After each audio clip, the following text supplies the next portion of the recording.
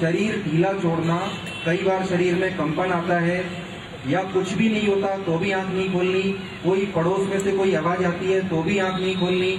आप उस चीज को देखने में समय नहीं बिगाड़ें, उसको गुरुदेव के सामने का ध्यान बहुत दुर्लभ ध्यान होता है, उसको सिर्फ आप अनुभव करें। तो 15 मिनट तक आप आंख बिल्कुल नहीं खोलना, कुछ हो या नहीं हो। जिस समय गुरुदेव आएंगे उस समय आप सम्मान के रूप में उस अपने स्थान पे खड़े होके वापस बैठ जाएं, मोबाइल फोन बंद रखें।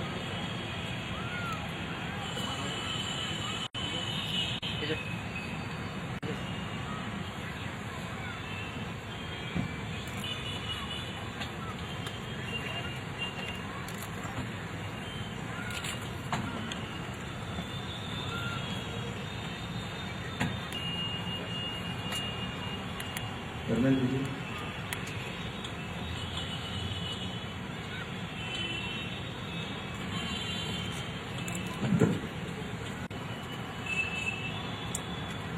कमल सिंह जी संचेती, प्रभु श्री शरद पटेल।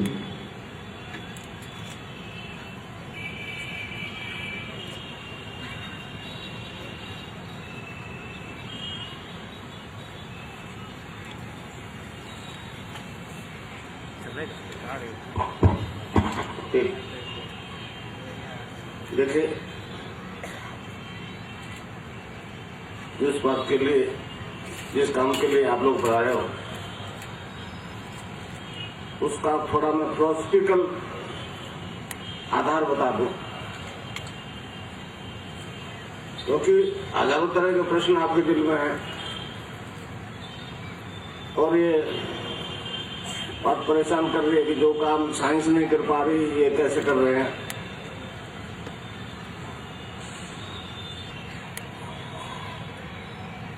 ये एक शैव दर्शन है, शैव दर्शन, कश्मीरी शैव सिद्धांत है। कश्मीरी शैव सिद्धांत में जाति धर्म वर्ण का कोई मतलब नहीं होता है, वो तो मानव मात्र के विकास की बात करता है। तो योग के बारे में इस वक्त बहुत ज्यादा चर्चा है, पूरे देश में है।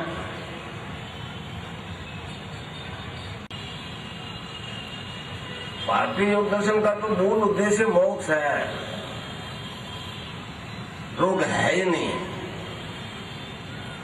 अब पातंजलि योग दर्शन का प्रचार खूब हो रहा है, मुझे बड़ी खुशी है कि इसकी जानकारी कम से कम आप लोगों को मिली। 195 सूत्र है, छोटा सा एक योग दर्शन है, वो इस वक्त का एक ऑथेंटिक है। उस पातंजलि योग दर्शन में आप उठा के देख लो, कहीं रोग का एक शब्द नहीं मिलेगा आपको। वो तो एक क्रियात्मक ढंग से मतलब मनुष्य के विकास की बात करता है, समझे। और ये पाश्चात्य सिलेबस है, लेक्चरर्स है, योग करवाते हैं और वही फिजिकल एक्सरसाइज करवाते हैं। फिजिकल एक्सरसाइज का इसमें कोई लेना ही नहीं है, ये तो हठ योगी है, हठ योगी, हठ योगी। और मैं जो आपको बता रहा हूँ वो एक ऐसा तरीका है जिसमें आपको सब कुछ आराम से घर बैठे परिवर्तन आ जाएगा, किसी योगाचार्य के पास जाने की जरूरत नहीं है। मैं एक ऐसे योगाचार्य से आपका इंट्रोडक्शन करवा दूंगा जो आपके अंदर बैठा है। तो हमारे योग दर्शन में सिद्ध योग, एक सिद्ध योग, इसको सिद्ध योग कहते हैं। यह गुरु शिष्य परंपरा में चलता है, समझे। मैं कोई महान आदमी नहीं हूँ, आपने मुझे ऊपर बैठा दिया, आप नीचे बैठ गए, आप छोटे नहीं हो गए। ये तो पहले से कभी याद ही व्यवस्था है भाई, समझे। तो इस प्रकार जो मैं आपको बताऊंगा उससे आपके सारे शारीरिक रोग, मानसिक रोग ठीक हो जाएंगे। आप अपने अंदर की शक्तियों को चेतन करोगे। किसी गुरु के पास देने लेने की गुंजाइश नहीं भाई। जो मेरा शरीर का सिस्टम है वो आप सबका, इसमें विकास हो गया, आप में क्यों नहीं हो सकता, समझे नहीं समझे भाई। ईश्वर तो घट घट का वास है ना। ठीक है, ये बात भी सत्य है कि हमारा देश एक पतन के काल से गुजरता हुआ रहा था। तो कलयुग का पैर है। कलयुग में तो अंधकारपूर्ण युग है, तो इसमें तो वो प्रकाश चांद और तारों से ले रही है रात को दुनिया, तो इसलिए चांद और तारे वाले धर्मों का बोलबाला। मगर आप देखते हैं जब सूर्योदय हो जाता है, चांद और तारे रहते तो है ना, क्रियात्मक ढंग से एड्स ठीक हो जाए, फिर फार्मेसी आ जाएगी। तो इसको हाईलाइट ही नहीं होने दिया जा रहा। मतलब जिस देश की ये नीति है, जहाँ ये ज्ञान पैदा हुआ है, इसको हाईलाइट नहीं होने दिया गया। गुजरात में नहीं आया, मैं बहुत कब आया, एक दो बार अहमदाबाद आया, यहाँ तो नहीं आया। यहाँ मेरे शिष्य हैं काफी। बॉम्बे मेरे को प्रोग्राम होते हैं तो यहाँ से लोग जाते हैं। तो मैं आपको एक तरीका बताऊंगा केवल नाम जप का, और उससे विघ्नों का अभाव ही हो जाता है। जो विघ्न आ चुके, जो कष्ट आ चुके तो आ चुके, आगे जो आने वाले हैं उनका अंत हो जाता है।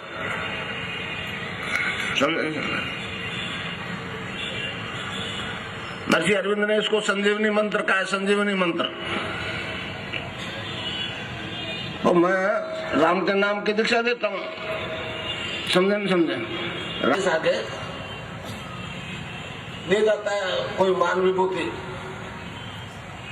तो इस प्रकार मेरे में एक विकास हो गया। उसके कारण से अब जो आवाज आ रही है, मैं तो आपको दिखता हूं मगर अंदर बोलता गगननाथ है, समझे। स्वामी विवेकानंद जी का उदाहरण तो मैं आपको अमेरिका में स्पीच देते रहे तो जो ज्ञान किताबी था वो याद हो तो बोल दिया। अब स्टेज पे गए तो सोचा क्या बोलूंगा आज, यही चले गए। उतरने के बाद में कहा कि मैं तो डर रहा था, मगर मुझे याद नहीं मैंने क्या कहा, समझे। मैं नहीं बोल रहा था, वो रामकृष्ण परमहंस बोल रहे थे भाई। तो जो मैं बोल रहा हूँ ना, ठीक है, मैं आपको मैं दिखता हूँ, इसमें कोई शक ही नहीं है।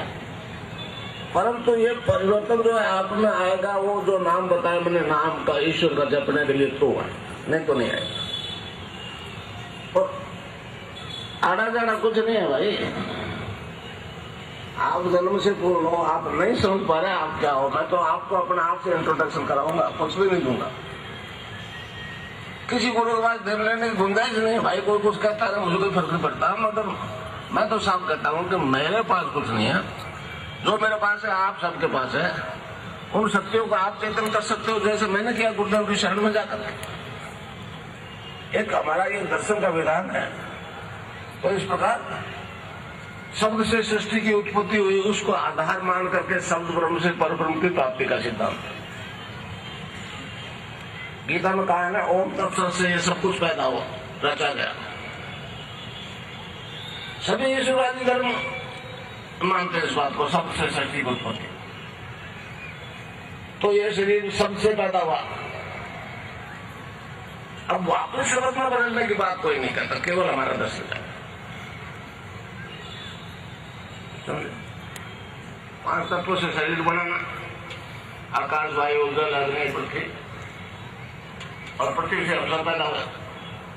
तो उस परम सत्ता ने, मतलब वो डिसेंट होते होते इस रूप में आकर बैठ गई। अब वापस तत्वों को जीतते हुए वापस अपने यहाँ पहुंच जाओगे, अपने असली स्वरूप में पहुंच जाओगे। ये बात केवल वैदिक दर्शन करता है। ये अधोगमन प्रक्रिया है, मतलब अधोगमन तो हो रहा है दुनिया अंदर है। जो की बात तो यही करता था, ये एक पत्थर के काल से था। विवेकानंद ने इस बारे में कहा कि 2 घड़ी जो